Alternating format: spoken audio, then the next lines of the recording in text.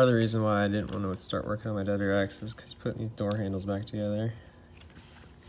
There's so many little pieces that you have to get perfect. But once you get it, it's pretty easy.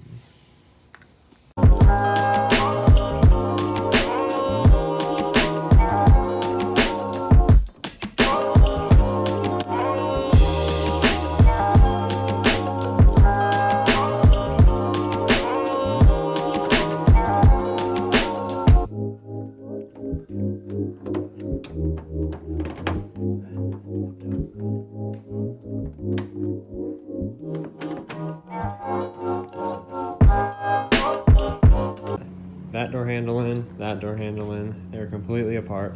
Took forever.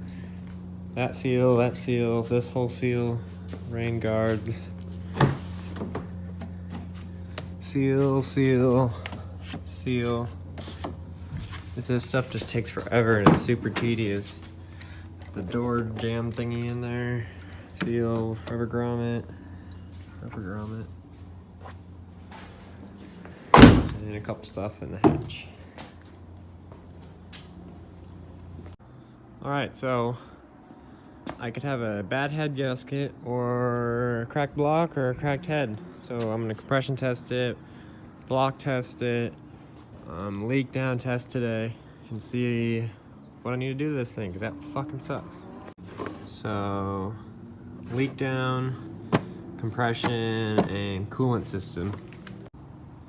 So I just got the cover off.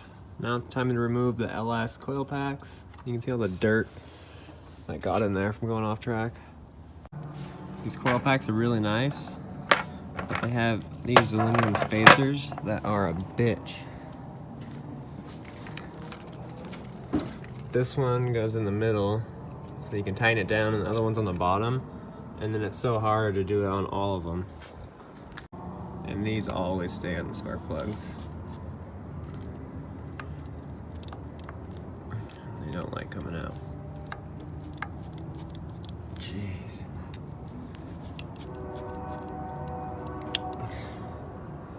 Got it. First cylinder, a hair over 160. So 155, 53.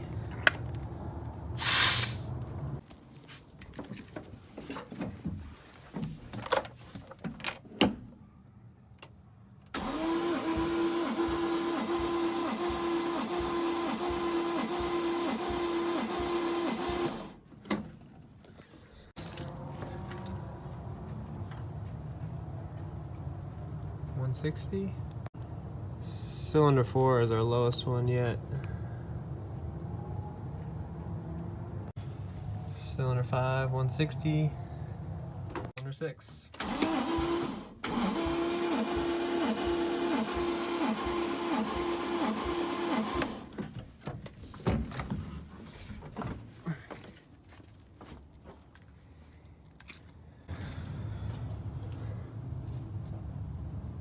$160 or a little bit under. So I'd say our compression test was pretty close to OEM. I don't think there was any issues there. I'll probably try it when it's warm, see if the numbers change at all. Definitely did this different on my SR video. Right, as you plug it in, it should read. This is cylinder 1. So like 5%, which I would say is pretty normal. Cylinder 2 is a little over 10%. So literally everything checked out. Now I'm putting the spark plugs back in.